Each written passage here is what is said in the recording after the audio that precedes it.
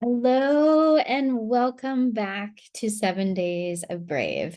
In this series, I'm talking about tips and tricks and ideas for stepping into our fears related to travel.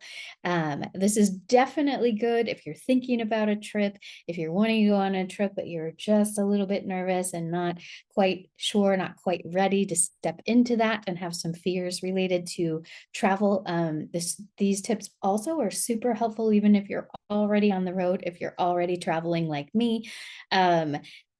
No matter what, we are always facing fears because travel is full of unexpected things.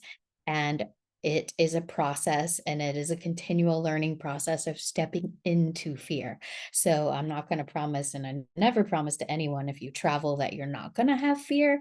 The goal and the magic is really in learning to deal with that fear, to transform that fear into other things, to allow it to teach us and to continue on despite the fact that we have some fears. So in this next session, I want to talk about um, the idea of traveling by yourself versus traveling with yourself. And so far in this series, I have talked a little bit bigger picture. And the reason for that is that I think if you start to have and change your mindset a little bit related to travel, if you start to think about the fact that I really just need to take that one first step instead of being looking at the big picture and allowing all the details to scare us, like we talked in the first part. And then part two, we talked about making your vision greater than your fear. And I think that these overarching ideas are super important because they are the things that help us be willing and help us to step in to our fear. I could tell you all the tips and tricks that you want. You could learn all the details about how to be safe, how to not be lonely. And I am going to talk about some of these things, but you're never actually going to get to that point if you don't have the mindset of, yeah, I'm just going to take one step at a time into this fear.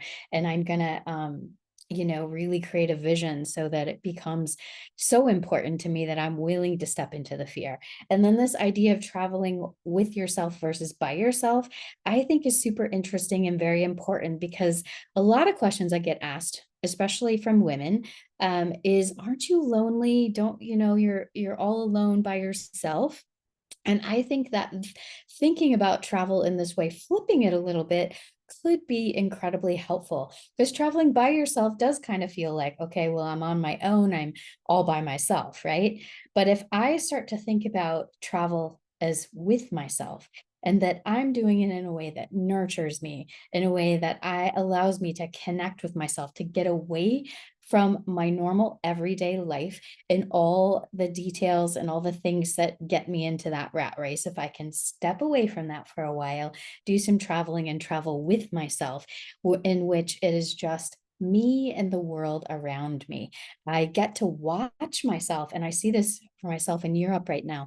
I get to watch myself and how I react to the world around me. I get to see what excites me, what stresses me out.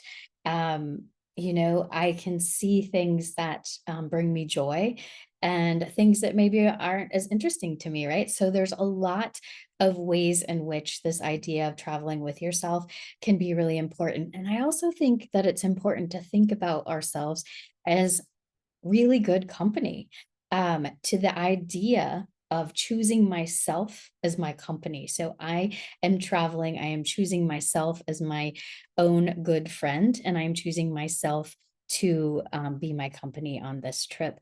I love this idea. I've heard a couple of people talk about it in different ways in the last year. And it has really helped me think about it too when I'm out walking in the middle of a city and tempted to feel alone or like I'm all by myself. But then I remind myself, no, I'm with myself and I'm learning so much about myself. I do a lot of journaling about this too. And I think this could be important too, is to make, for those of you who journal, or even if you're thinking about, I know not everyone loves journaling, right?